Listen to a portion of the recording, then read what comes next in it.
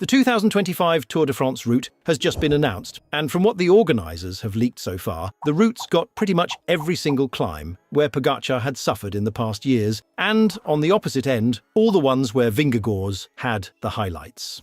All this suggests that not only riders, but also the race organisers are working hard to try and make the Tour more exciting without the inevitable Pogačar dominance.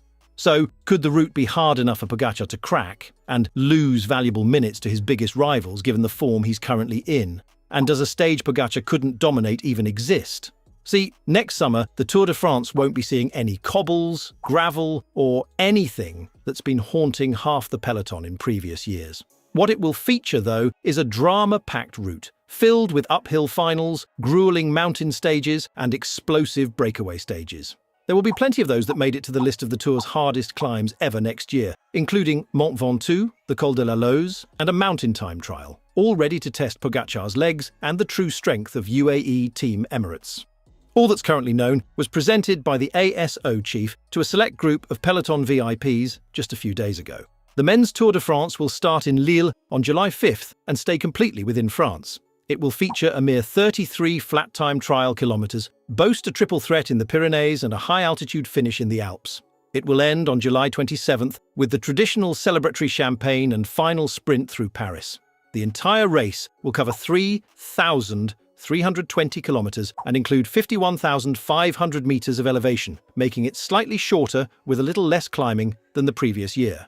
But it's not only about the climbers either, as there will be plenty of chances to battle it out for the green jersey on the 7 flat stages. So naturally, when it comes to the Tour's route, the first question that comes to mind is whether the 2025 Tour de France is looking good or bad for the current holder of the yellow jersey, Tadej Pogačar. What's also important to mention is that schedules for most riders haven't been confirmed yet. However, everyone is kind of expecting the Big Four to battle it out at the Tour in 2025. That being said, Tadej Pogačar, Jonas Vingegaard, Remco Evenepoel, and Primož Roglič will most likely all be at the upcoming Tour.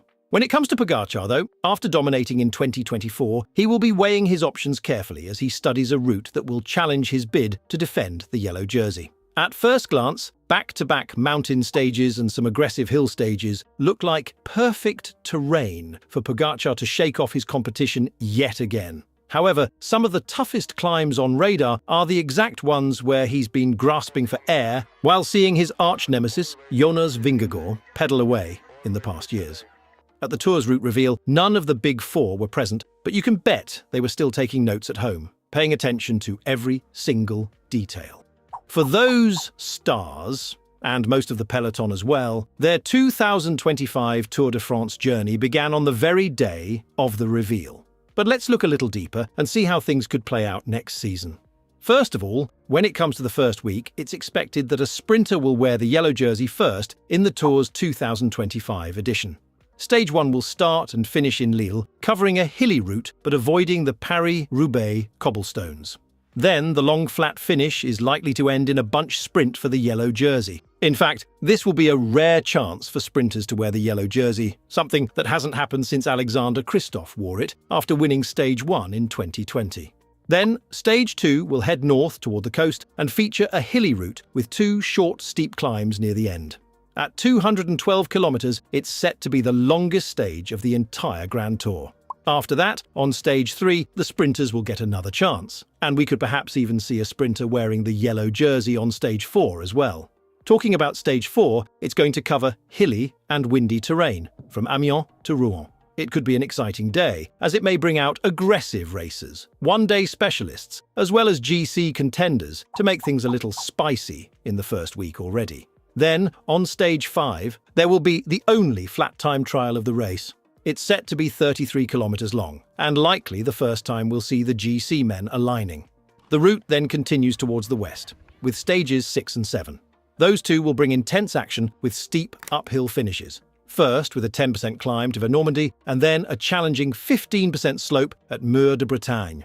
After that, stages 8 and 9 will favour the sprinters before the race moves south into the winding, rugged terrain of central France. Stage 10, on July 14th, will be a challenging finale to the opening stretch of the Tour. It includes 7 climbs packed into a 163-kilometer ride through the massif central, totaling 4,400 meters of elevation gain. Organisers expect this tough stage to be a very demanding way to mark France's national holiday. So, for the riders already struggling, the first part of the 2025 Tour could feel extra long. What's also different is that the first rest day will take place one day later than everyone's used to. It will arrive after 10 days of racing precisely on July 15th. The change to the schedule happens so that home fans can enjoy some fun and drinks during the national celebration on July 14th. But then it will be week 2 where it's really going to get interesting. The Pyrenees will bring 3 tough stages during the middle of the second week. Stages 12, 13 and 14 all end with steep climbs, which could seriously affect the general classification hopes before the second rest day. To get a little more specific, Stage 12 will feature a 14-kilometer, 8% gradient hautacam, which will also be the first high mountain finish of next year's Tour. A 13-kilometer mountain time trial on Stage 13, starting in the valley town of Laudenvielle and finishing at the Peyregoudis airstrip, could also shift the GC placement and create big-time differences at the top, perhaps even up to a few minutes. There's one man that will 100% be happy about this climbing test, though, Tadej Pogacar. The last part of the tough Pyrenees stages will be the hardest. Stage 14 will be a classic Queen stage that features the Tourmalet, Aspen and Peyresourde mountains. It ends with a climb to Superbannière, making this stage a total climb of about 5,000 meters. These mountains are surrounded by 2 days for breakaway riders or strong sprinters, with Stage 11 going to Toulouse and Stage 15 going to Carcassonne. After that, the riders will travel east for a rest day in Montpellier before the unforgiving week 3. So, as we've already stated, the third week will be scary. Stage 16, starting from Montpellier on July 22nd, begins flat, but ends with a tough climb straight up Mont Ventoux. The final stretch is 16 kilometers long with a 9% incline. Last time we've seen the so-called bald mountain at the Tour was in 2021, but it hasn't been a summit finish since 2016. You can bet some sprinters will climb Mont Ventoux just ahead of the vehicle that sweeps up riders who drop out. Those who manage to survive it will have one last chance to stretch their legs on Stage 17, which is going to be the last sprint stage before Paris. But then, after that, it's time for perhaps the biggest challenge of next year's Tour, the Queen stage, capable of overshadowing even the Pyrenees and the killer Stage 14. The Tour will first tackle the fan favourites. First, the Col du Glandon and Col de la Madeleine, before facing the tough Col de la Loze. This newly paved climb was introduced in 2020 and is quickly becoming a classic.